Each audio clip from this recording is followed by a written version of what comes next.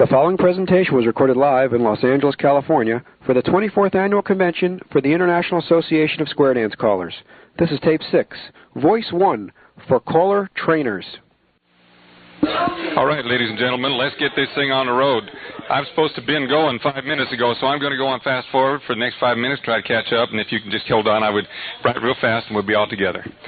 Actually, I don't know what I'm doing here. My name's Arden, and I teach singing at Brigham Young University, and I've done song and dance in front of the CALLERLAB before, but never a session quite like this one. As I understand what I'm supposed to do, I'm supposed to help you folks who are caller trainers figure out how to help people with their singing voices. Is that what you're thinking I'm supposed to be doing? Or are you just here to wait for pearls to drop off my mouth from time to time? Pearls, okay. Well, I'm telling you what. It's going to be kind of like going oyster hunting as far as the number of pearls that drop out. But if you like oysters, that's okay too. So let's kind of jump on in here, and I'm going to throw a graphic up on the overhead. That many of the graphics that I brought today are for this afternoon session. This afternoon session I'm going to be looking at just some healthy things that you can do with your singing voice, how to make a voice work in general, and some of the problems to solve. Now, you folks already know how to do that by and large because you've been doing it for a long time, enough so that somebody else thinks you're smart enough to learn from. So I'm not sure that I'm going to do a lot of this basic stuff with y'all. But in the meantime, I thought it might be kind of nice to talk about some very basic things here. First off, right at the top of the page. Yes, sir. Do we need to take notes, or are we going to get copies of this? I'm not planning to make copies of this. You're going to maybe get the tape. You'll hear me say everything. On the other hand, I did bring something that I could, sort of a condensed version of this that could be turned into notes. And I can present that to George, and if he wants to make notes for y'all, then you could just sit and snore. Anyhow, let's start off right off with a definition of what good singing is. And as far as I'm concerned,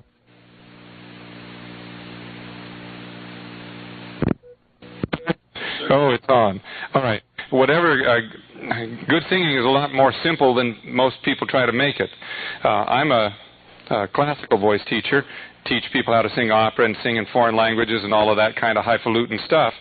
But as a result of that, we get kind of narrow in what we consider to be good singing. And so what I've written up on the board is what I think is good singing. That means you can do it a whole bunch. It doesn't hurt while you're doing it. People like to listen to it. It's this pacemaker in me. Oh, boy. My battery's too... My wife's been saying that lately, too.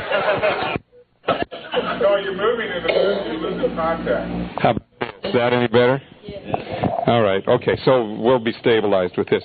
But if you can do it a long time without it without your voice wearing out on you, you got to be doing something right.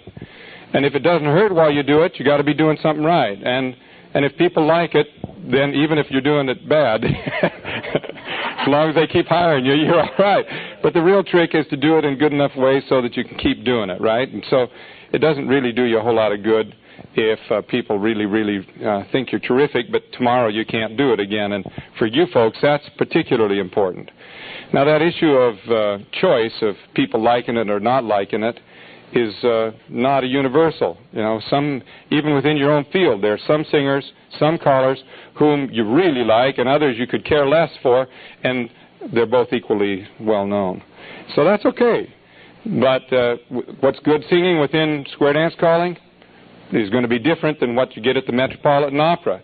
For that matter, it's going to be different than what you get at the Jewish synagogue, or what you're going to get with callers to prayer in the Muslim world, or what you're going to get in the Kabuki opera in Tokyo. It's a real different part there. But so the first two things up there are really important. They're kind of universal. The second one begins to get kind of more specialized. And you folks, as square dance callers, have certain sounds that you're already accustomed to hearing, and you like to hear it that way. And when anybody varies too far from that, then it doesn't fit in. And so part of that is just plain old culture, what you like, what you don't like. And you know that better than I know that. So I may not deal with that too much, but these other two things I will try to deal with. Okay, I got a couple of little disclaimers I want to make, but I got to find my briefcase first. Anybody see a black briefcase running around here? No, it's right here. I wrote up some notes here that I wanted to kind of share with you in terms of singing. These are not on an overhead, so I'll turn that little thing off so that we can all see again. We talked about, let's see.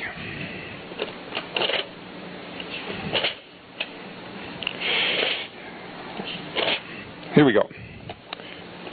Singing really is a very complex activity. It's made up of several different systems in your body. One of them is the power source, or the wind source. That's your breathing system. The other one is the vibrating system. That's your larynx in your throat. And the third part of the system is about a 7.5-inch tube that runs from the top of your larynx up to your lips. And we mess around with that 7.5-inch tube in lots of different ways to make vowels, to make consonants, to change the way those vowels and consonants sound, to make the sound brighter and darker, or louder and softer, and so on and so forth. So those three systems don't work independently. They work all kind of strung together. I'm going to be talking about them today as if they were separate entities, but they're not. For a voice to really work well, all of those systems kind of have to come into balance with each other. The difficulty when a person has trouble with their voice, the difficulty stems from some sort of lack of coordination or imbalance between one of those three systems. And whenever you try to adjust one thing in a person's voice, it has a spin-off effect and touches all of the other systems in their voice. And you know what that's like if you've been in the winter and now it's springtime and you go out and hoe the garden. All of a sudden, you're doing something with your arms, but your back starts to feel it more than your arms actually do. And that's kind of the way it is with your singing. Your body's sort of all strung together, and when you make an adjustment on one side, all of a sudden some other thing gets out of whack, and a while it takes to get it put all back together. The awareness of how those things function together is part and parcel of what makes up good diagnosis and good correction of vocal troubles. Now, before we jump on into the kind of common things that you run into, I think it's really important that I give you some disclaimers. Some things that go wrong with people's voices have to do with simple medical conditions. For example, with the wind system, one of the most common problems is asthma. If you can't get any wind into your lungs, or you can't get it back out again, you can't sing very effectively. And very frequently, people who have asthma or some other serious respiratory problems find it difficult to sing. Here are some of the things that they kind of run up against. Either they can't make their breath last long enough to get through a whole phrase, or no matter how hard they push or how hard they try, they can't get any volume in their voice because there's just not enough wind stream going to activate their vocal folds. So that's one of the things that it can't be corrected with voice lessons too much. It has to be looked at from a medical standpoint. How do you tell if that's so? Well, that's a pretty good trick. You try out some things, and if they don't work, then you say, better go to the doctor. How's that nice for a good disclaimer? If I can't fix you, go to a doctor. Yeah. We're supposed to get everything on tape. Would you say that? What a wuss. That's right. See, that reminds me. I think I've said this before to some of you, but the definition of an expert fits right along there with wuss, and that is an expert, if etymologically, is an ex has been, and a spur to drip under pressure, and so an expert is a drip under pressure. Yeah. Or wuss, that's another way to say it, too. Okay. Some of the other conditions that kind of go along that are health-related have to do with right here in the larynx box, in the voice box. There are some things that happen. You may not realize this, but people who suffer from arthritis may have their voices affected as a result of that. And what happens in arthritis? The joints don't work anymore. They get stiff. Well, right in your larynx, there are two cartilages that join together in the joint. And the way that you change pitch in singing is that one of these cartilages, the bottom cartilage is going to be my right hand. I'm forming that into a little square, and that represents a cartilage called the cricoid cartilage, and it sits right at the top of your trachea. And then there's another cartilage that kind of looks like my left hand. My finger here is your Adam's apple, and there are these two little fingers down here, my thumb and my baby finger, are little prongs that sit on the thyroid cartilage, and they sit right on top of the thyroid sits on top of the cricoid cartilage just like this. And the way that you go about changing pitch, whether you know it or not, is that there's some little muscles that cause one of those cartilages to tip on the other one. Well, obviously, there's a hinge there. And for some folks who suffer from arthritis, that hinge can get stiff, and all of a sudden they can't make pitch anymore. You know, there's the kind of old rule that as you get older, you lose the top notes off of your voice. And some folks lose that because of some stiffening of that hinge that doesn't allow for the stretching of the vocal folds as a result. So that's something that just flat out happens with age or with disease. And so arthritis can sometimes affect it. Muscular atrophy, that's muscular atrophy. Or the armchair quarterback that used to play high school ball and then 25 years later goes out and tries to capture his glory days and immediately sends himself to the hospital, is the kind of, that's what atrophy is, where your muscles used to be able to do something and they can't do it anymore because of lack of use. And particularly what happens is it's lack of use and then excessive use all over again, which leads to damage. So atrophy happens also in the vocal folds themselves and the muscles that control the vocal folds. They just kind of spaz out. Now most square dance callers don't sit around not doing something. Most of you, particularly here, are active enough to make it worthwhile, so you're probably not suffering from atrophy. There's another thing that happens, though, and that's a thing called dystrophy. And when people get older and their voices start to shake, the muscle tonus starts to go away sometimes, and then they can't sing anymore. And part of that is just simply that the nerve endings start to deteriorate, the muscles suffer some dystrophy, and they just can't function anymore.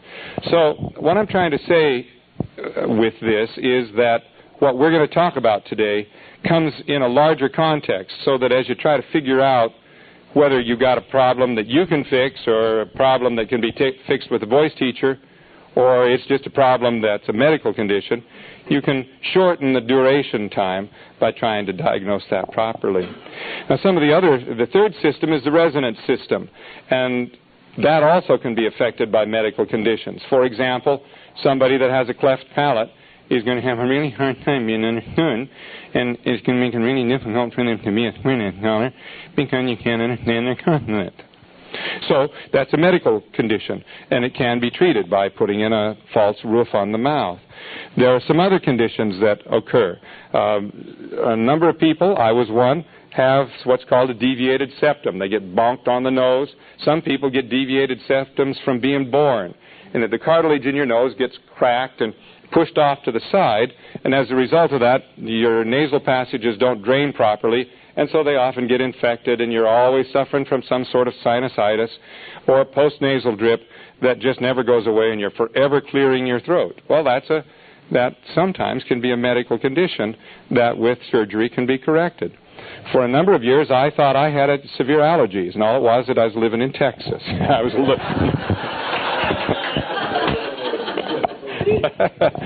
up in the Dallas-Fort Worth area where the wind blows all the time, and I just was snooting and blowing all the time, and my voice was gurgling, burbling all the time because I had too much drainage. So what did I do? I gave myself allergy shots for 6 years, thank you very much, and it didn't help a whit because I didn't have allergies. I had another condition. The condition, I don't even remember the name of it anymore, but it just simply was that my sinuses produced way too much mucus. I didn't say that right, did I? Mucus is what I'm trying to say. But I've always been a generous sort, and I had a lot that way too. And so inside your nostrils there are several systems. They call them turbinates, and their job is to produce mucus so that it can bathe your throat and clean your sinuses and all. And I just had tons of this stuff. And so I went in there and I had the doctor slice out one of those turbinates on either side, cut my mucus flow by about a third or a half, and I was just jolly as I could be while I was in Texas. And then I moved to Utah where it's dry as a bone. Now I wished I had a couple of those back. Too late, huh? Yeah, easier to take out than to put back in. Another common problem, although it's just now beginning to be understood a little bit better. Some people have a lot of swelling in their vocal folds, and they don't know why. And for some folks, it's post-nasal drip, and so they're forever going that sort of stuff. And every time you go that's just kind of like slapping your vocal cords all the time. And when they do that, they get irritated and they swell up some. And if that swelling gets exaggerated for whatever reason, then it kind of turns into a blister.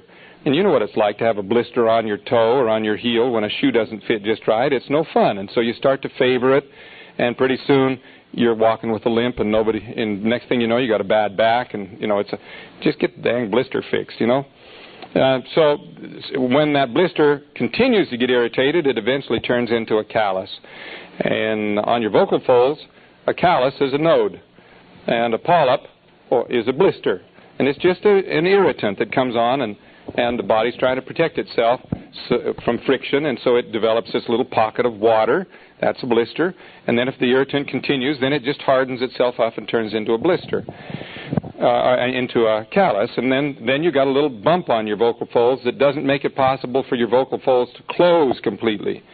Incidentally, usually when you get a node on one vocal cord, you get a node on the other side right at the same spot. And so now you got two little bumps that you're trying to squeeze your vocal cords closed over, and there's this little leak around where they are. And so people who have vocal nodes have characteristic sort of breathy qualities in their voices, and or when they go to sing, they can sing in harmony with themselves. It's hard to tune, but you get two pitches out of the thing, and that's kind of tough to deal with. I mean, if somebody could perfect that could be really a remarkable thing. Okay, so all of that stuff is just a disclaimer to say that what we're going to talk about today may not be as simple as what we're going to talk about today. There may be some medical conditions behind it in your lives or in the lives of the people that you're trying to help that you want to take into consideration. Now I need some help from y'all. Would you please tell me the kinds of conditions that you run into that you need some help from me to try and solve? Just show your hands and I'll walk the microphone around. John's got one here. So, sometimes when we hear callers calling and we go to critique them, they have a breathiness quality in their voices that we don't know whether that's caused by smoking or some other problem. And how do we go about suggesting ways to improve the timbre of their voices? That's a really good question. That'll jump us off into some discussions on physiology. Let's grab that one. Any other things you want to raise? So breathiness is one. Hang on a second. Well, I have the quality that you're speaking of, the constant clearing of the throat. So apparently I need to go see a doctor. That's a good wussy way to deal with it. But yeah. Thank you. Actually, there may be some things that we can do about that, and that phlegm that you feel in your throat may be from diet. Yeah, would you? Maybe for diet, and it may also be from you may be pushing your throat a little bit too hard, and so we'll come back to that. So we've got phlegm problems, we've got breathy problems. I think this is on now. One problem I've seen a lot of times, callers would forever have a lifesaver in the pocket, and they would put one down the throat, we got cottonmouth problems. Is that what you're talking about? I presume that's would be it. I guess it wouldn't. I think that's kind of what we're talking about, isn't it? You get a lemon drop or some sort of thing. Yeah. Some sort of thing to keep your voice lubricated. Is that what it is? You take one between each tip, whatever you do. Yeah. You would, dry mouth is what you're talking about. And it keeps your throat lubricated, but you lose your teeth. One question would be how to show someone or teach someone how to project, how to start using how to use their voices. Yes. Okay. I don't think I get. Yeah, there are a couple of hands. So let me keep going. We got breathiness. They said they did not hear what he said. Oh, I thought he was just kidding. Yeah. Yeah. So we've got breathiness, we've got phlegm, we got dry mouth, we got projection. Two of those things relate to breath. You can see I'm trying to get them all so we can sort of lump them together. Another one. Pitch.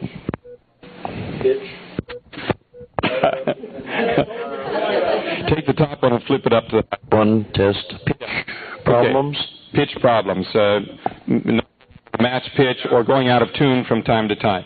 That's a good one because it actually has its roots in two different problems, one of which is fairly easy to solve and the other one is harder to solve. And it'd be nice for you all to figure out which that is so you know whether to bother your heads about it.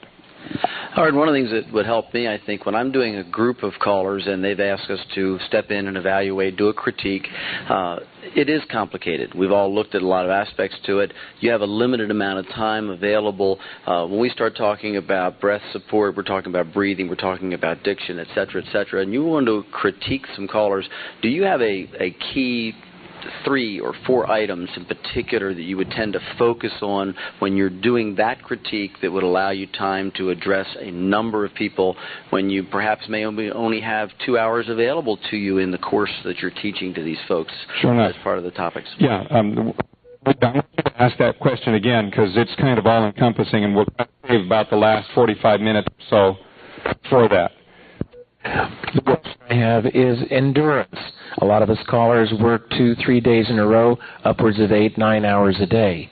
And what can we do to take care of our voice given that amount of activity? That's a great one. Yeah, a lot of voice training. We were talking about good, healthy singing. You walked in a little bit late. Let me throw this graphic back on. You saw it. Okay. Well, what you're saying is that for some folks, that doing a lot can be a problem. It's not only doing it a lot for several hours in a row, but being able to get back up the next day. And there's a fellow here that was talking to me before we got started who sometimes calls as many as 3 different sessions a day, so maybe actually using his voice 6-7 hours a day from, those of you that have clubs that you call in the wintertime and you filled your day up full, after about the 4th day you're saying, it's time to go to the beach. Or something like that. Yeah. One of the problems I run into when I'm teaching student callers is a lot of them don't know when to breathe correctly. Or how. But mostly when. Right. They get there busy saying out words like the air runs out and they just stand there. Yeah. Whoever thought of that? That ever happened to you when you got something that you want to say? I know some women. No, I shouldn't say it that way. Let me step over there. Let me step over the other side of the water. They're everywhere. Let me step back here. No, I did.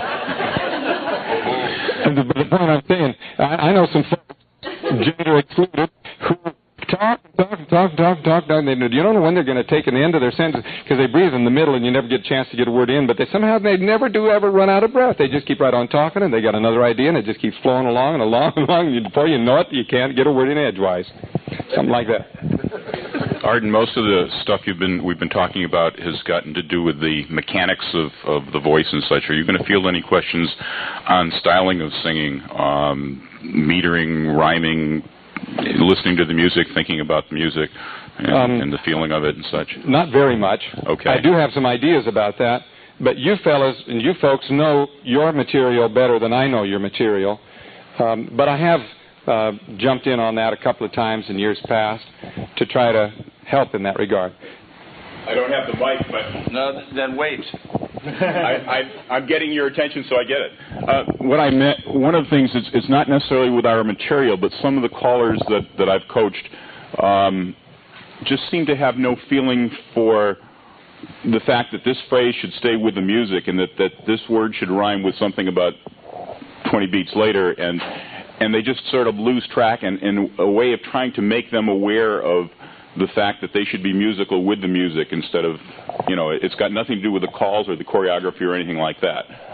I think that's a really good point. In my field, I spend a lot of time teaching people who don't know how to speak German, how to sing in German. And for them, they don't mean the words until they take the time to find out what the words mean and make those sentences mean something. They're just singing nonsense, and it sounds like it. I mean, they get the syllables right, but there's no meaning to it, and that's kind of what you're implying there, too. Isn't it amazing, particularly when you're dealing with people who are in their own language, in English, but thrown in there is the text of the song, but also the commands that they're supposed to do. And sometimes those commands aren't words anymore. They're just patterns that you throw out there, and you don't think about it. It's kind of like a Catholic praying. You know, just from saying the catechism, you don't listen anymore to what you're saying. The reason that I'm here is I work with teens, and I'm looking to give them very basic skills because they have no training when they come to me. So to get them started on the right course. And also, the most common complaint that I get is a sore throat from the kids. Yeah, the kids have trouble. Okay, and that can be... now, wait a minute, you guys. Quit saying so many things. We got to get this thing pulled down together. We're going to hold off on the questions, and I'll try to field the ones that we got, and then we'll see where we go from there. I want to make a comment to his, though. Not without a mic, you don't. Paul Moore is having a presentation, and I was trying to find out where it was. Anyway, it has to do with music, and of course it's primarily phrasing, and it's toward the contra and working, but it is timing, and that may be the session that may answer your question. And I was dumb enough to think that was a genuine question when actually it was a promo. No, I'm kidding.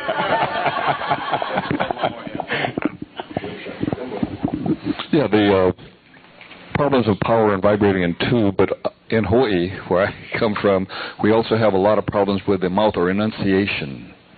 I don't know if you're going to cover anything on the enunciation. I do have some stuff that I can talk about that. Okay, now let's kind of hold off on questions and see how we go in answering those, and then we'll jump into a next round. Trying to synthesize the things that we talked about.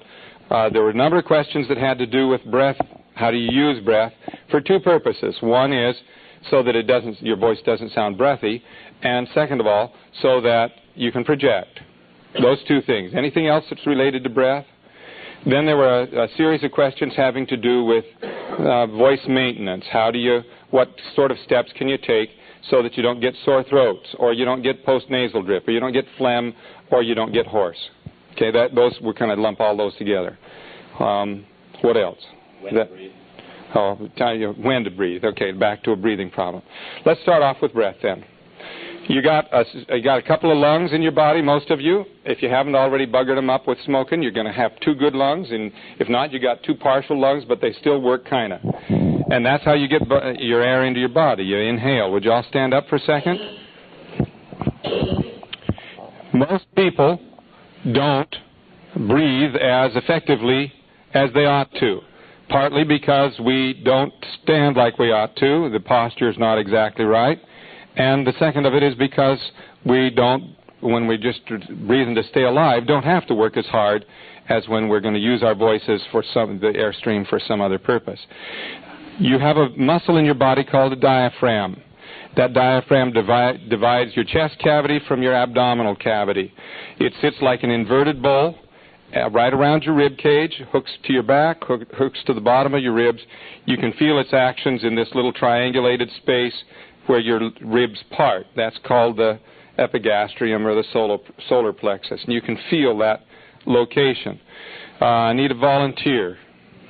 Come on up. I want you to put your hand on my tummy and describe what it is that you're feeling. If you say twins, we're in trouble. Okay, so what I've got her doing, I've come to the bottom of my sternum and come down a couple of inches, maybe, or so, and I'm going to do several different things, and you just say what you feel. Here's one common way of breathing. I'll do it again. I felt the inner tube, your spare tire expand.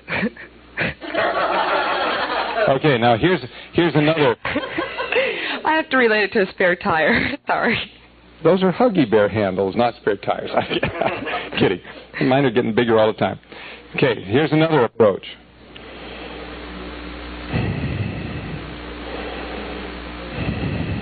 What'd you get out of that? I can feel you breathing in and out. Okay, what about this? Now it's lower. It's lower, yeah. One was higher, one was lower. One's higher and one's lower. And here's another one. I can't do it. That was. I could feel what you're trying to do. It's. Can you see what I'm trying to do? Yes. I'm trying to breathe using my chest. Chest. Okay. What she was feeling. Tell me your name again. Teresa. What she was doing was finding she was right out where she could feel my diaphragm. On one of those three, she felt it kind of soft and squishy, and there was activity down below. That's not diaphragmatic breathing. Lots of people do that. The second one, there was a lot of vigor right here, right around the middle section. You put your hands on my ribs. And see, at the same moment that she was feeling, feeling that, the people that buy that tape, they're going to wonder what that was. Not for long. Okay. So now as I do that diaphragmatic breathing, You can feel it expand out. You can feel expansion in my ribs. Now, find a partner. No, I'm kidding. Thank you, Teresa. You're welcome. Don't sit down. You got to find out how that works, how to do that yourself. I want you to imagine you got a martini straw, and you got a big, thick milkshake, and you're going to drink that milkshake through a martini straw.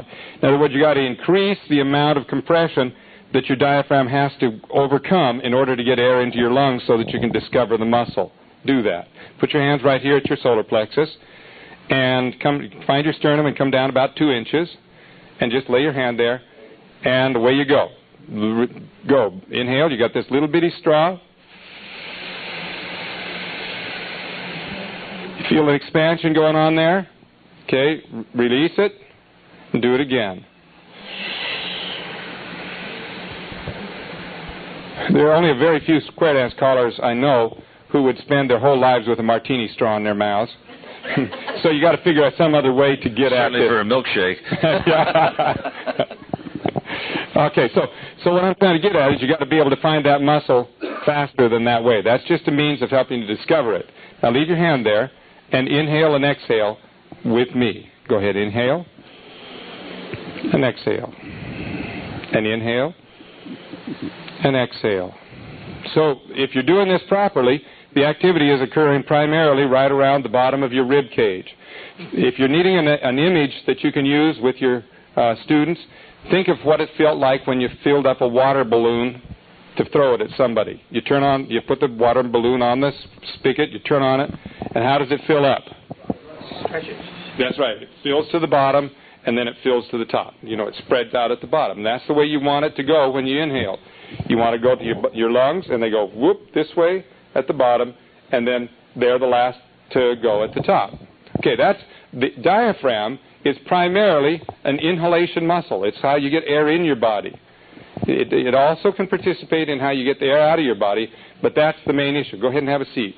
So the first thing that you want to try to do if somebody's having trouble with their breathing is check to see if they're using chest breathing. That doesn't allow for very much air transfer, and it doesn't allow for very much vigor in the breath because there isn't as much air volume.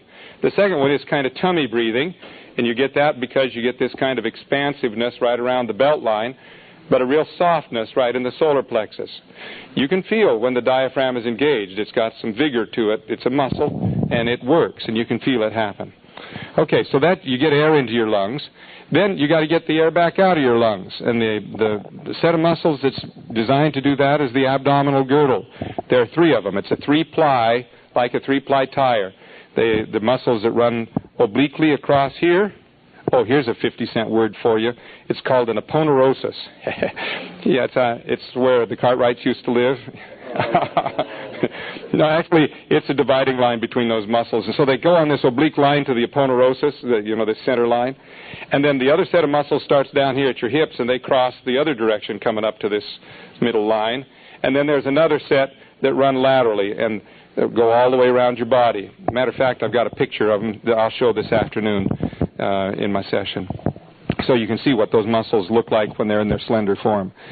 So those abdominal muscles have the job of holding your tummy in, and some of you do good at that, and some of you don't do so good. But it's also the process that you use to get rid of air. Those muscles contract inwards and upwards. So you got a balancing system. Diaphragm breathes in, abdominal muscles flex and force the air back out. Well, that's all nifty keen if you don't have to sustain your breath. But if you have to sustain your breath for a long time, then those two muscles have to come into some sort of an engagement and work in coordination with each other. And that's a little trickier. Can I have another volunteer to come on up and sort of describe what's going on? Anybody? Come on. All right, now what we got going here, I want you to just kind of become, let me have your hand here, and I'm going to put it on my body here. And here's the inhalation. There's the inhalation. You can feel it working. And then we get a little more personal, and you can feel the exhalation. Okay, I feel that. You feel the abdominal muscles contracting. Now come back up here, and there are several different ways that those two muscles can engage with each other. Here's one of them. That's backwards, isn't it? No, actually what he feels is that all of the flesh comes up in underneath the ribs. Yeah. There's no resistance there. That's called passive diaphragm, and it gets a lot of air flowing, but it's really hard to make a phrase last very long. Now here's another one. Okay, you're hardening your muscle too much. That's what There's something going on there. There's some resistance. Yeah. There's some resistance there. And that resistance is actually the means that you use to kind of extend your breath longer. Because all of a sudden, instead of the diaphragm just being kind of passive, and it breathes air in, and then it relaxes, and the abdominal muscles push the air out, the diaphragm sort of resists a little bit and says, not quite so fast, folks. Let's spread this out over a longer period of time. And if you got a song that makes you have to go longer than the standard 4 to 6 seconds, like you want to phrase it together so that you don't want to breathe in a phrase but want to string two phrases together, then that system is going to be necessary to elongate your breath. So if somebody's having a little trouble running out of breath, here's a couple of things you can do. Now, I'm going to get you to kneel. I'm going to kneel down, and I want to put my fist right in your tummy. And I want you to tip over on me. So put your weight on me. Good. Ooh, that's a lot. Okay, now I want you to do a push-up using your tummy. Now relax and push up and push up. That's right. What he's doing is flexing his diaphragm, and that's a way that you can find it. You can also, if you're trying to get some control of that, you can find yourself a little book or something and lean up against the wall and just kind of push yourself away, and you can flex your diaphragm. Okay, thank you very much. Okay, so it'd be a good idea if each of you felt that, but we're going to be short on time for that, and so you may want to find somebody and put your fist in their tummy, and you do the same for them, and so you can figure out how that works. But that's a breath controlling system. Now that's the mechanics behind it. Now let's talk about what you hear when you hear somebody who's singing breathily. Usually, what would you say? A person that's singing breathily has got too much breath or too little breath? Anybody want to venture a guess? Can we add another one? Runs out of breath. Runs out of breath, got a leak somewhere. Okay, somebody said too little breath? Actually, that's the right answer. Usually when a person is breathy, there isn't enough breath going through the system.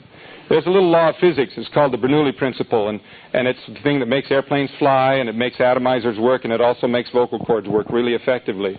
And it simply stated, says air in motion creates low pressure. Low pressure is a form of suction, and when the airstream comes up through the vocal folds, if it comes with sufficient vigor, the vocal cords don't have to be drawn closed muscularly. They'll just get sucked closed. And for those of you that say, oh man, I get a sore throat, I get tired after singing for a while, there are two different ways that you can make your vocal cords work. One of them is muscles, and the other one is airstream. Now, if I start out this way, that's a breathy tone. Now, I'm not going to change the way my vocal cords work. I'm just going to increase the breath stream and watch what happens.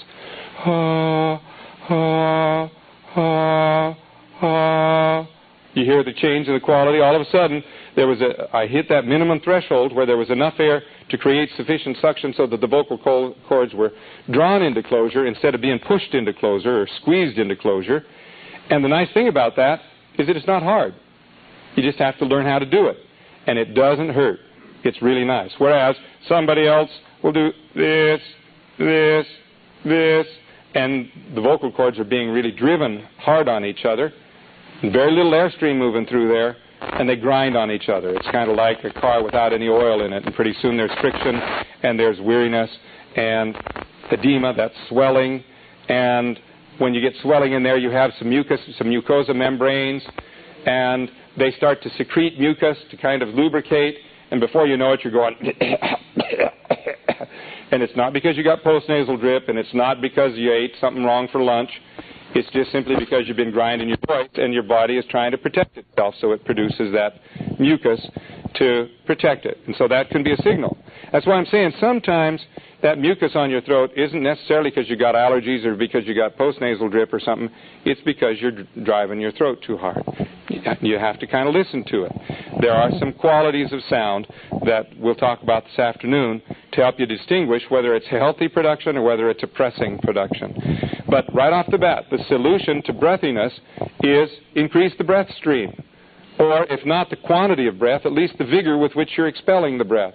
Increase the velocity of the breath stream, and all of a sudden the vocal cords will work easier. I want you to each stand up here and try a little drill with me. First thing, and we'll do this again this afternoon for that other crowd, but for the first off, I want you to do some sounds that sound like this.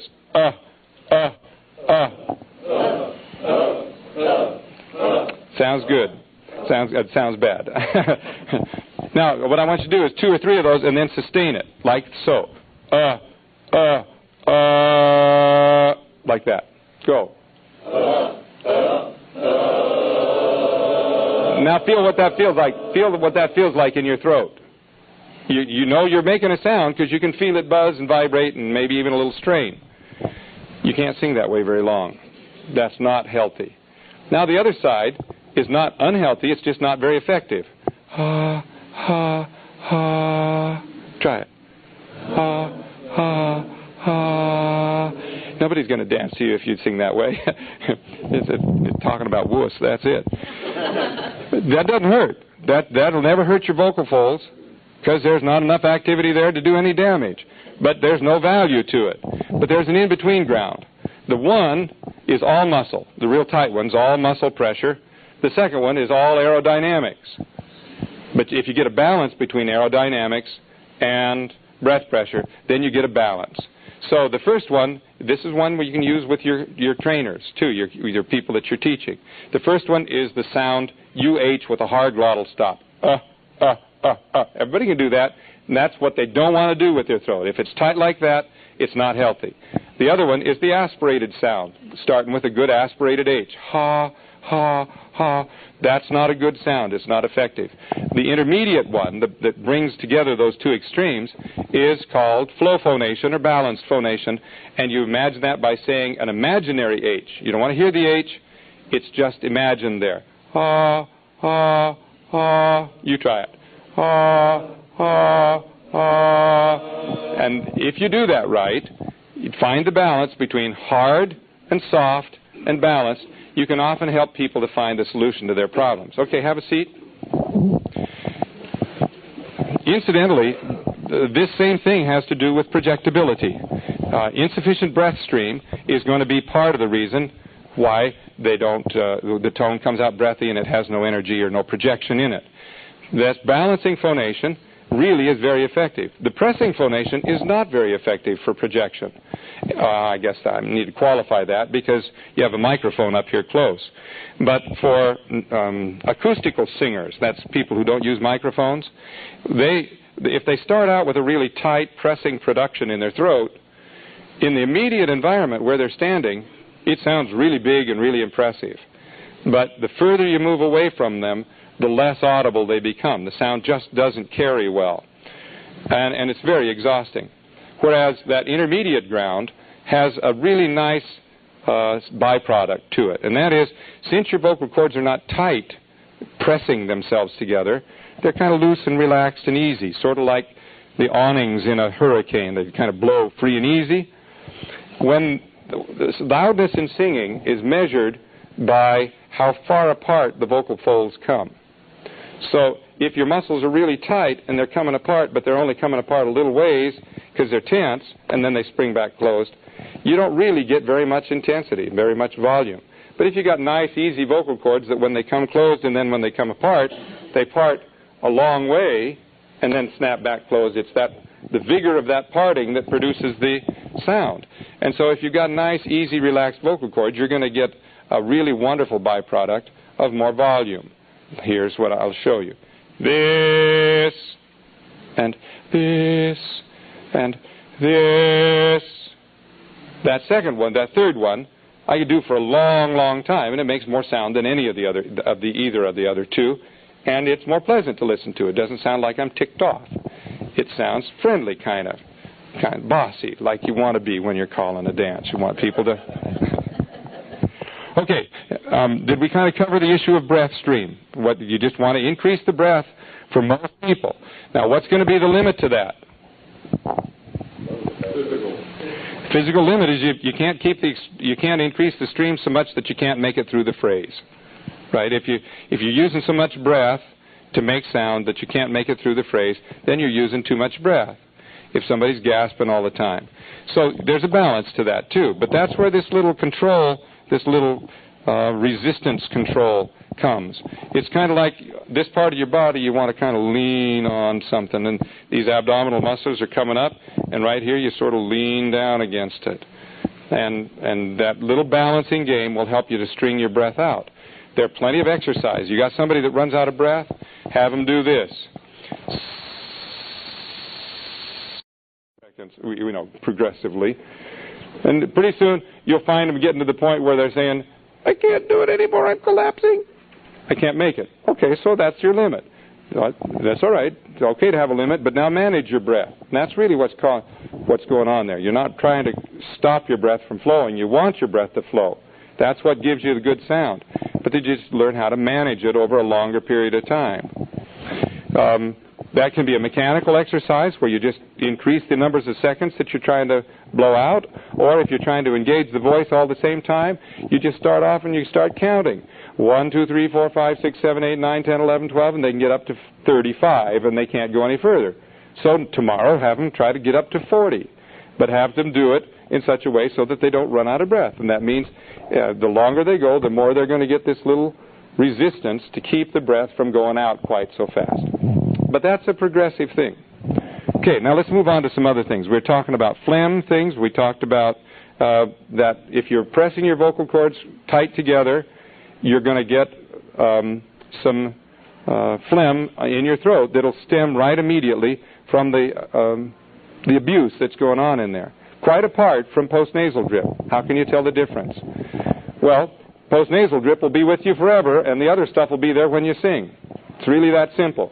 If you have a chronic problem with postnasal drip, okay, so live with it. So figure out how to get around it. But if it only starts showing up when you're singing a lot, or let's say that you've been off for a while and you come back on, and so along about your third or fourth dance, you're going, I need a throat lozenge.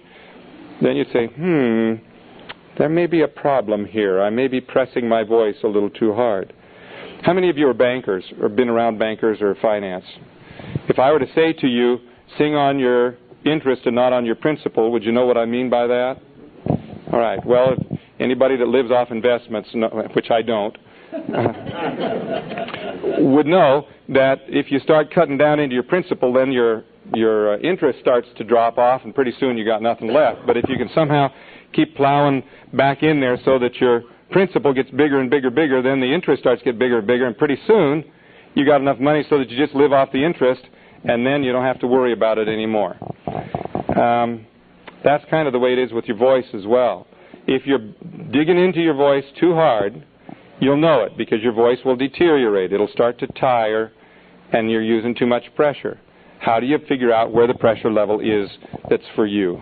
Most people go too far away from when they feel a little strain, then they go way too far to the other side to take all of the pressure off their voice. And it's the middle ground that's the healthy ground. So if you've got somebody that's really bearing down into their voice that way, and they're not going to make it very long, you may say, you might back off that a little ways. Or you might say, back off that a long ways. But don't go to the opposite extreme. And so that somebody is engaged like this, and then they get like this. This is just as ineffective as this is. It's a middle ground. So most voice teachers suggest that it's appropriate that you have some sort of vigorous engagement in your singing. a medium loud volume. If you're singing too light in the means of preserving your voice, you may not be helping yourself. If you're over-singing, that definitely is not helping you. So it's kind of a middle ground that you want to maintain all the while. Okay, so we talked a little bit about phlegm. What were some other things that came up? Should we get on to articulation now, the diction? Okay, let's talk about when you breathe. You breathe at commas and periods. Right on. People don't, I mean, it's really silly, but in our language, and actually this is the same grammatical structure with every language that I know, we have main subjects and we have verbs, and sometimes the verbs get split apart, and then we have subordinate clauses in there, and we have a lot of things that we call prepositional phrases. Well, even if there's no comma there, you can count on the fact that you can breathe anytime there's before a prepositional phrase. That's of the house, or of the woman that has the children that has the house. There are ways that you can group words together into phrasing. But mostly, if there's a comma there, unless it's a string of words stuck together, if you split in a sentence, breathe there.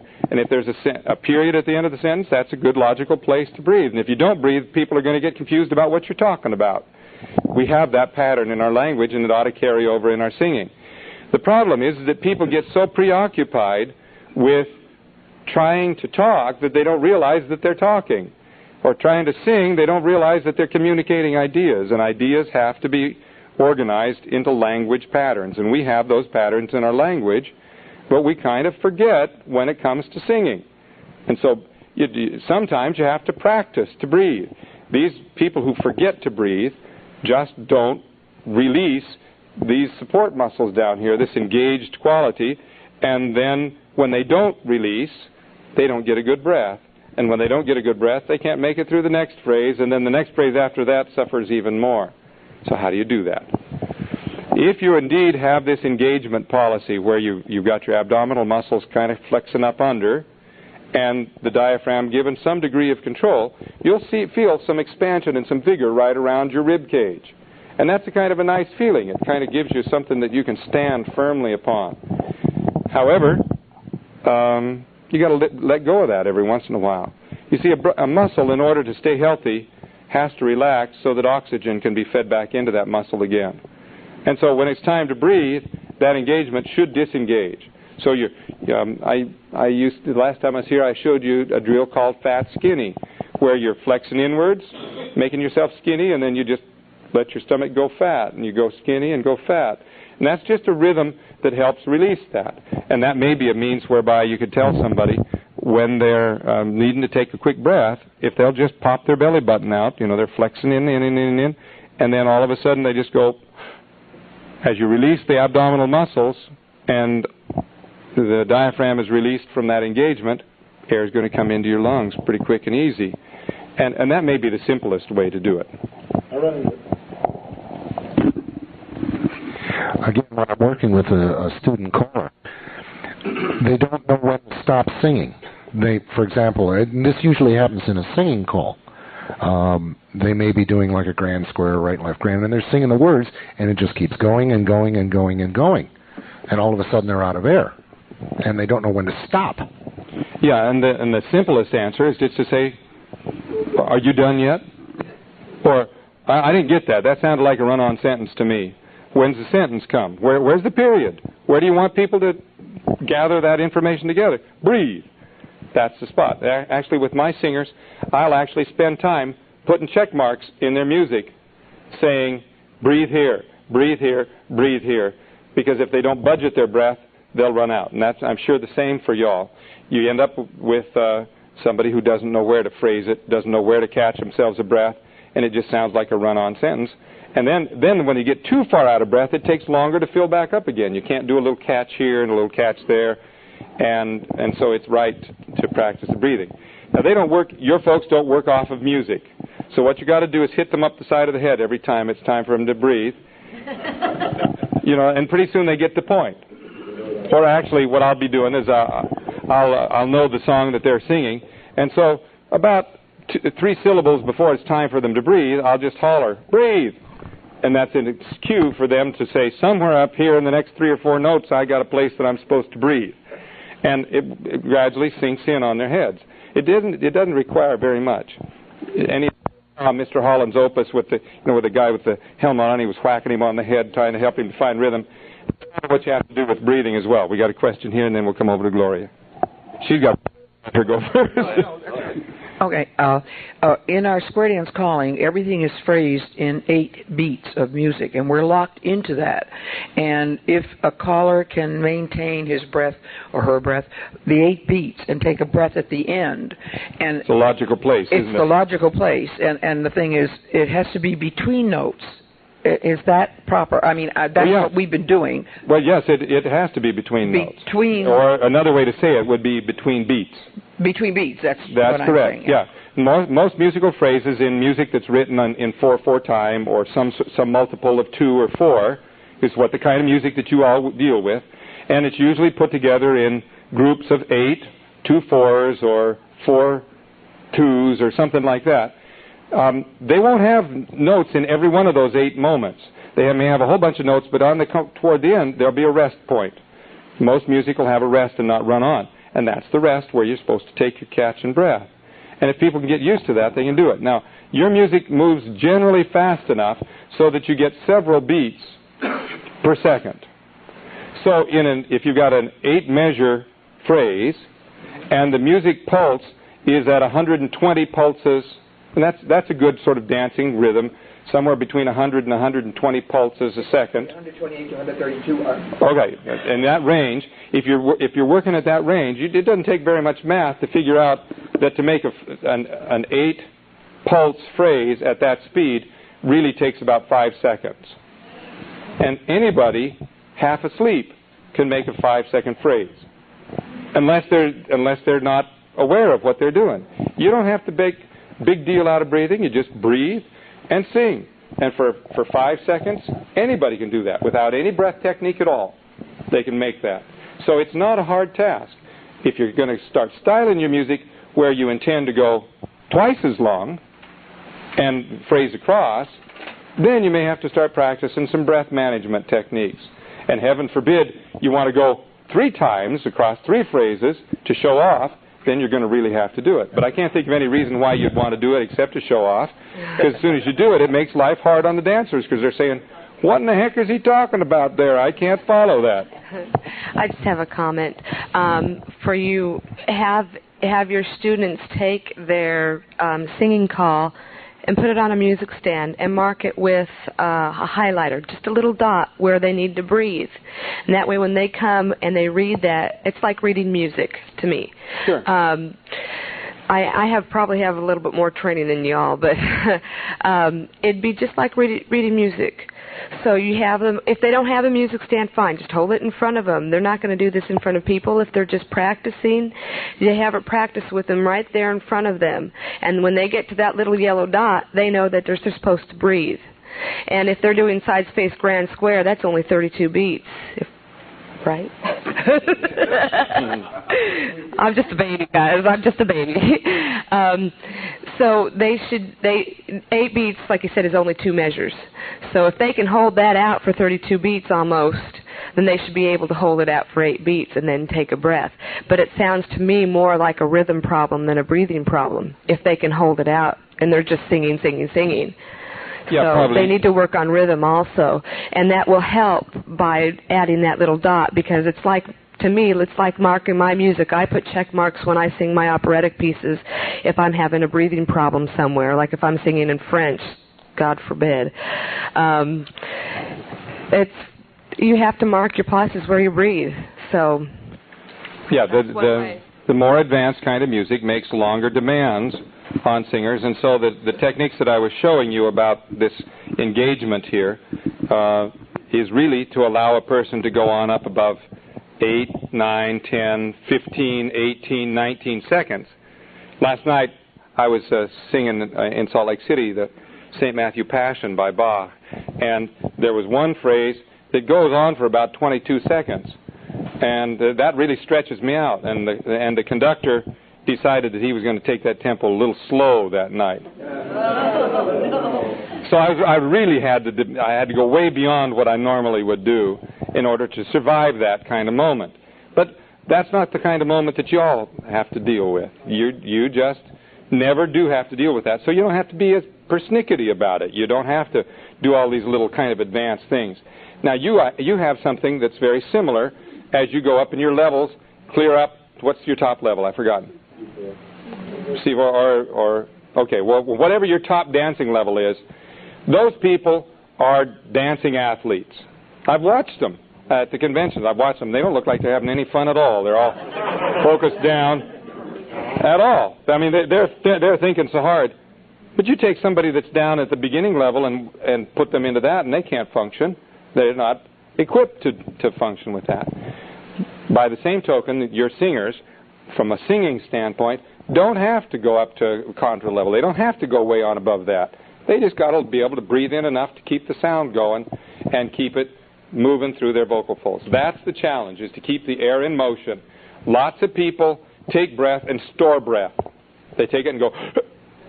Now, just notice what I just did with my throat. Listen to the clutch in my throat. It went, and that, where my vocal folds clamped closed in order to hold the breath in, that's a real common problem for people who don't know how to sing. And so they clamp their throat closed to hold the breath, and then they pressurize their breath to push that thing open, and then that gets that pressing, grinding sound. Teresa? You might want to make a comment on the breathing exercise for those, if you're having any training callers that are having a problem with chest breathing. There's a method exercise that you can use where they lay flat on their back. I was just going to invite somebody to come up here. Somebody want to come up and lay on the floor here? Did you say training callers or training callers? No, I don't know what I said. Lay down on the floor, would you? Now, you're not going to be, everybody's not going to be able to see this exactly well. But what you do here is that you take a big book, a briefcase. Here, give him mine, it's heavy. And you lay that right on his tummy. And if he's going to breathe this thing properly, let's get it up high enough so that you're sure it's his diaphragm that's doing that. Okay, inhale. You see that rise? That's a diaphragmatic breath. Now, here's the real interesting trick. Now, do that again. Now, what I want you to do on your next go is that I want you to blow air out controlled, like you were going to blow an SH or something like that. But I want that briefcase to stay up.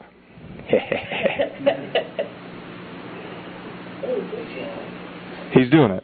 That's the kind of engagement that I'm talking about for breath management. It doesn't have to be any more sophisticated than that. You just want to keep those muscles engaged clear to the bitter end. And I mean bitter. Okay, and finally, you could see at the point where he let go on that. That you can do in the privacy of your own rooms, and you can watch and see what happens. If you got somebody that's got some breathing troubles, then lay them down on the floor, lay your fist into their solar plexus, and make them have to provide that resistance. If somebody's got a leak in their voice, which makes them run out of breath all the time, that's a pretty nifty way to at least give them the bodily sensation of what it feels like to have an engaged breathing system. Okay, how are we doing? Now, I put a halt on some conversation. There were too many questions and comments coming in, and I couldn't keep them in my head. But now we've sort of addressed, I got sidetracked, we didn't get back to diction, how to enunciate your words. I don't know if you've ever thought about this before, but when we make language, we make two different kinds of sound. We make tone, and we make noise. And tone are vowels. What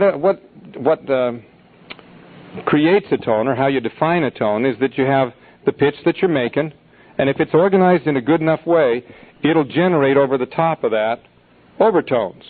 You can see that demonstrated on a violin all the time. You can see it demonstrated on a piano, but it happens in a human voice as well. This is a tone. This is a noise. It doesn't have it. Those don't, if you were to see those spread out on a spectrometer, a machine that shows the acoustics in your voice, this would show a very definite pattern. There'd be a burst of energy here, and there'd be another burst of energy and another burst of energy, and then little empty spaces in between. That's just the way a tone works, whether it comes off of a human voice or a violin or whatever it is. But a consonant, that doesn't do that. It just sort of splashes sound across the whole level. In other words, there's no organization to the sound. Well, nobody likes to hear sustained noise, unless you like rock and roll. No. Nobody likes sustained noise, but everybody likes pretty much sustained sound. So obviously, what does that mean? If you're going to sing, what do you sing on? You sing on vowels. That's right. Those are the organized sounds that people like to hear. They're also generally the ones that carry the tone the very best. And this is important because if you don't have any vowels in your sound, the sound won't carry. And lots of people have a tendency to clip their vowels out of weak syllables. This happens in English, it happens in German, it happens in Italian languages. There are weak syllables and strong syllables. I'm using our normal speech patterns, but if I were to change that speech pattern until everything had the same kind of cadence and the same rhythm to it, then you would realize that there is a difference between strong beats and weak beats, and it's really annoying to hear somebody that talks without any strong and weak beats. And so we, in our language, are used to those weak beats, but one of the bad habits that we get into is that on those weak beats, we eat our vowels. We just go even. I can't believe I did that.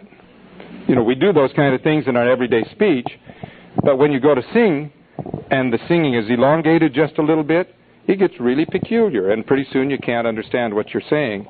And so therefore, you need to make allowances for there to be vowels present in every syllable. Every syllable should have a vowel. If you take the word E-V-E-N, and you see it written E-V'-N, then you'd say even. But you'd never sing it that way. Even, there's always going to be some sort of a mute vowel that comes in there to make that second syllable happen. Unless, I guess, you got some poetic reasons for making that disappear. So, vowels are where it's at, and you want to make it work. However, the English language and the German language are very interesting languages because we have lots of consonants in our languages as well. And where one of the places that people mess up in our language is that they don't give time for consonants. Now, some consonants don't take any time at all. T, b, g, k. Those don't take any time. T, d, because they explode and they're done with. But there are some other consonants that do take some time. O, all of the nasal consonants, they're called kind of continuants. Or some other ones. If you try to go very, that's not the way that we say that word. Very is the way that we say that word. So it takes a little while for that consonant to be there. Now here's where timing begins to be a really important issue. What really carries the sound? We just talked about it a minute ago. The vowels carry the sound. Now, if you've got a word that begins with a V, and you want to take time for that V to happen, then if you start the V at the beginning of the beat, the vowel part of it's going to get there late. And so you're going to sound like you're behind the rhythm. All the time, you're going to sound like you're late. So what you have to do is to back yourself up. This is a mechanical thing for you all. You got to back yourself up and put your consonant on before the beat begins. So here's the pulse. I'll just kind of got to find some way to make a pulse. Very, very, very. Do you hear what I'm doing? Very, very. That's where the pulse is. If I go very, very, very, I'm late. Very early. Come ahead of the beat. In other words, when you've got those continuing consonants, you have to practice it. And one of the best ways to do that is imagine that that you have a little mute vowel ahead of that time, like a little pickup note. Let's see, I got to think of a word. Brown. There's a pulse for you. Okay, we're going to take the word brown. Brown. Brown. Brown. Brown. Do you hear what I did to get that thing started? I went brown, brown. I put a little extra vowel in there so that I knew that own was coming right on the beat. Brown, brown, brown, brown. As soon as I get that pattern, then I can take that little extra consonant, that little extra mute vowel out of there and crush it together, and it'll fit. Now, if I had a blackboard, I could draw this for you, but if you got a pulse that goes, a beat that goes from point A to point B, and we know that that's supposed to be started with a vowel, and the consonant that begins that syllable comes ahead of that beat, where are you going to get that time from? Previous beat. From the previous beat. You got to rob it off of the duration of that note. So you're always running a little ahead of yourself. This is a really important key in English, and it's also a very important key in the German language as well. Italian, French, less so. I don't know a lot of other languages, but square dance calling those other languages too much anyhow. Okay, so the issue is that you got to give time for the consonants that need time. The nasal consonants N, M, N, G, L, R, V, W sometimes, wow, when, whether, those kinds of words. The ones that take time to say, they got to have some time. And if you don't give them time, then you're not easily understood. Arden, sometimes we have callers who try to deliver command words that are beyond their voice range on either the high or the low. Oh, pitch range. Yeah, somebody did raise that an issue a little while ago, didn't you? And I kind of skipped past that one. My concern is that in many instances you cannot hear the command because it's too low in their range. They can hit the note, but they have no oomph to it. As a result, it's out of their range. And what action do you recommend we take in trying to coach these people to talk it through or whatever? We're talking about notes that get too low for them, to where the command note is low, as compared to too high. Or is both of those extremes are an issue? Okay, so range. This would be a good time to talk about range, eh? All right. We got a mic over there. One of the things that I try to do is, instead of trying to sing it, I speak it. In other words, so I cheat. So if it's too high or too low, even if it falls out of my range, then what I do is I say the word, either harmonize it, find a harmony pitch to find a harmony pitch, or drop off pitch altogether and just talk it. And just talk it. Yeah, use it to the day. That's the wussy way to do it.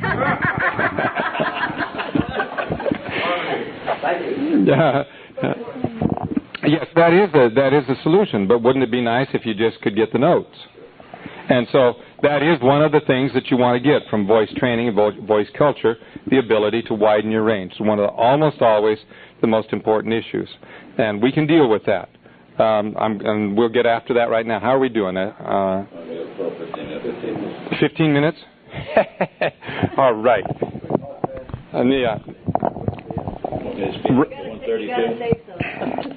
No, the range is a really important issue. You have your voice box is just like a gearbox in an automobile. It has shifts in it. There are some muscles embedded right in your vocal folds that are the muscles that create the intensity in your voice, and they're useful at the bottom of your voice. That's the kind of muscle that most men use all the time when we talk. And many females do, although there are a significant number of females who don't use those muscles when they talk. Then there's another set of muscles that are the ones that tip the thyroid cartilage. You remember what I was talking to you about earlier? Those muscles are generally known as the muscles of pitch, and they're the muscles that are most active when you're in the high part of your voice. Well, the interplay of those two muscles sets up divisions in your voice. There's a very low division where the heavy muscle is working almost exclusively. Then there's a fairly wide middle range where those muscles overlap and work in coordination with each other. And then there's a top range where the light muscles kind of take over and the other ones discontinue. So for most people, there's a kind of a 3-range or a 3-register mode in their singing. For some people, there are only 2 modes. One for the low muscles, one for the high muscles. You can hear this in little kids all the time. They kind of go up strong in their low voice, and then they yodel over into a higher little light voice, and or they're up in this high voice, and then they break over into this gross little heavy voice. And so the model that's usually there is that you've either got a high voice and a low voice, or you got a high voice, a middle voice, and a low voice. And for most of you, that's probably true that you have a middle voice and then either a low voice or a high voice. And so those of you that have strength in the upper part of your voice down through the middle would be the ones that would complain that they can't find the low note for the command note. And for the others who have the low notes in the middle voice, it's the high notes that strain you out. He's got both ends. Goes all the way up and all the way down, and it's no big deal. And the rest of you are sort of green with envy, and how come he gets that? I know what you mean. I know that feeling. Okay, so the first thing you got to do is find them and identify them. And if you identify them, they won't scare you off. And then the second thing is to know it's okay that you transition from one to the other. And it's normal. And all you're trying to do is to do that in such a way so that it can go smoothly and not jerkily. So that when you're singing along, you go, da, and you get that flip over and everybody goes, oh, shucks, I'm so sorry, I'm embarrassed. Or just the reverse of that, where your voice just kind of splinters on you or cracks. Everybody dreads that, and so they try to avoid it. Well, tough beans, that's what life is. That's the way human beings made, and you just get over it and get on. Because if you don't get too self-conscious about those divisions in your voice, you can smooth them out so that they're not audible. Nobody pays a bit of attention to them unless they're really listening for them. And if you get really good at it, you can't hear it happening hardly even when you're listening for it. Yes. Here's an example of ways that you can do that. The first thing that you want to be able to do, not the first thing, but one of the ways that you can do this is a glide. And it goes like this.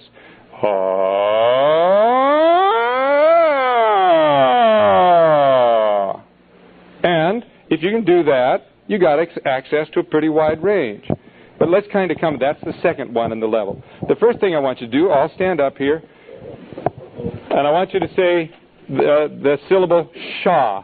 Only I want you to say it low in your voice with vigor. Sha.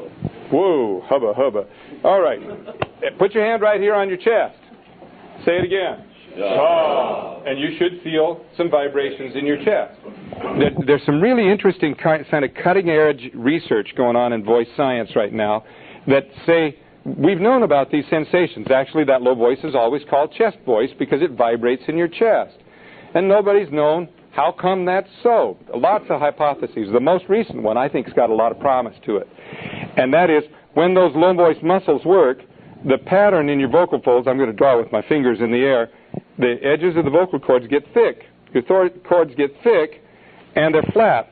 And so they vibrate over a thick duration, and they kind of undulate. And that sets up a very complex sound wave that seems to excite something down in the trachea and the bronchial tubes. And so we get this sort of chest vibration. That's a possible explanation for it. That you just felt what that felt like. Do it again. Sha. Okay.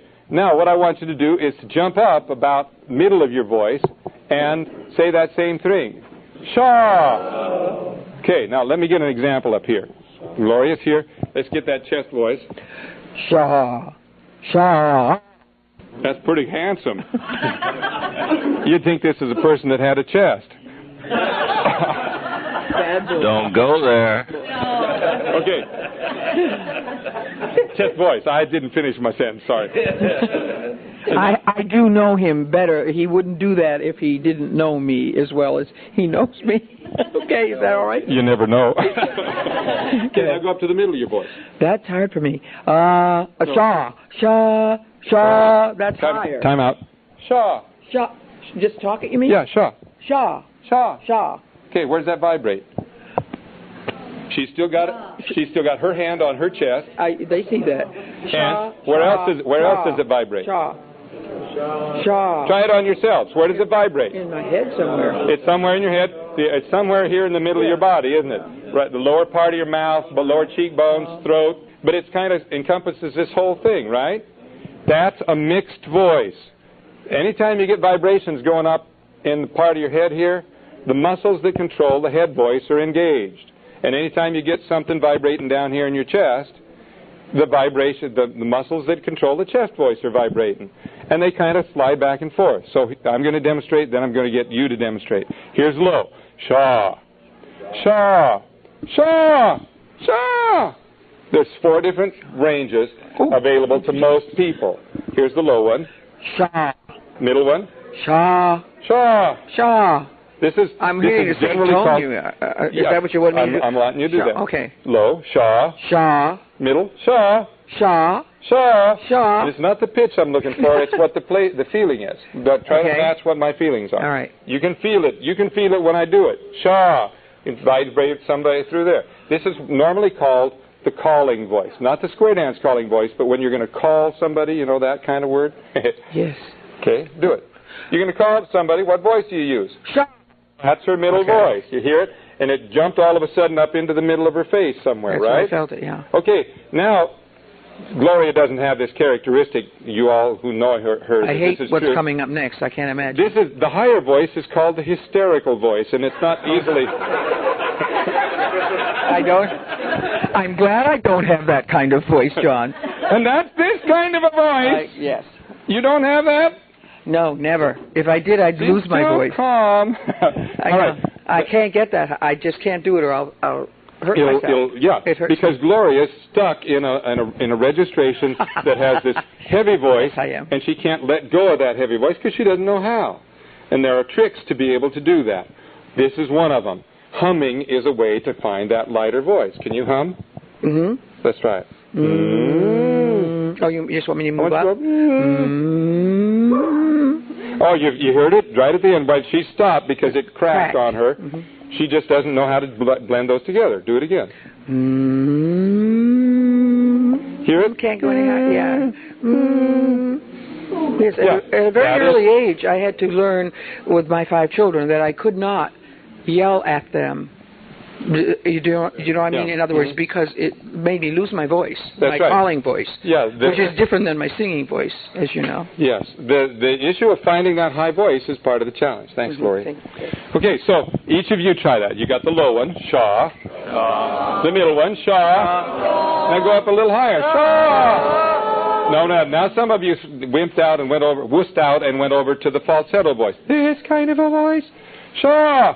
Sha. This, for most men, that's the voice when you get kind of into it. You get it kind of excited, and your speech elevates. This kind of a voice. Can you talk in that range? Certainly.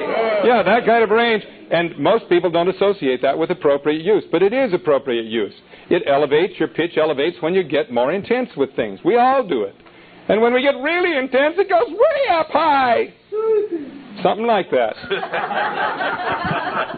And that's the human voice covering the lowest tones to the highest tone generally covers 3 octaves, of which it would be really nice if you had 2 octaves of active use. Extremes on either end you probably don't want to do. But your kind of music doesn't make you do that. In a night's calling, you guys may expand your range as high as 1.5 octaves.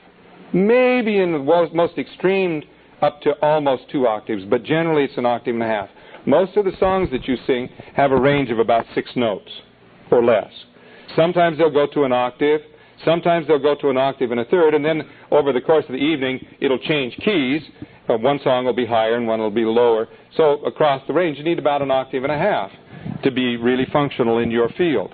That's not hard to get, but you have to find it. So first thing you do is you find it in your speaking voice, because that's the thing that you know how to do most. Relax a bit. You can do what I'm going to ask you to do sitting down just as easily. I want you to, there's a low voice, a lower middle, and an upper middle voice. And if you can find those, you can do just about everything you need to do. Everybody found the low one? Do it again, please. Sha. The middle one, Sha. It goes from here, it kind of migrates up into here.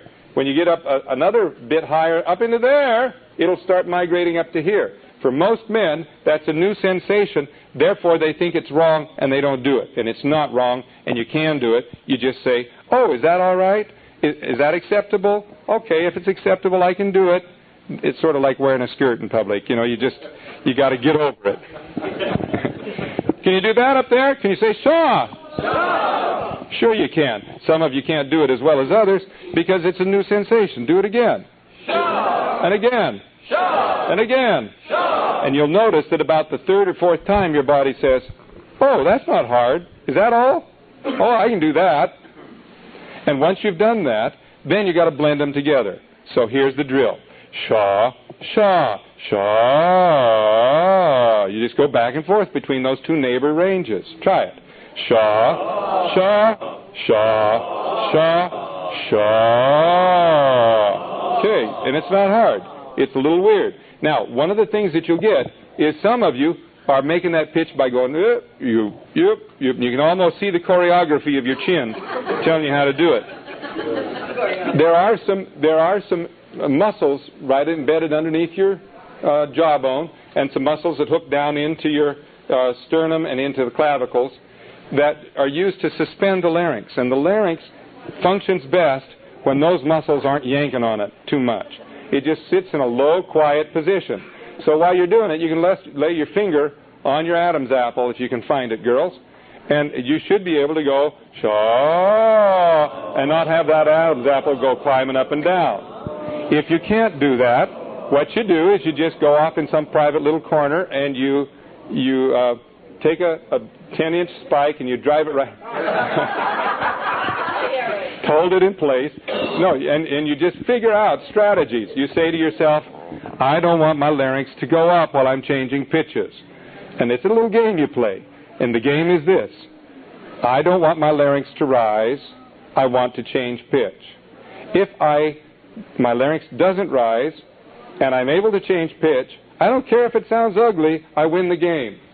You start out by trying to figure out how to do it, and then you get better at it as you go. So try that. Oh.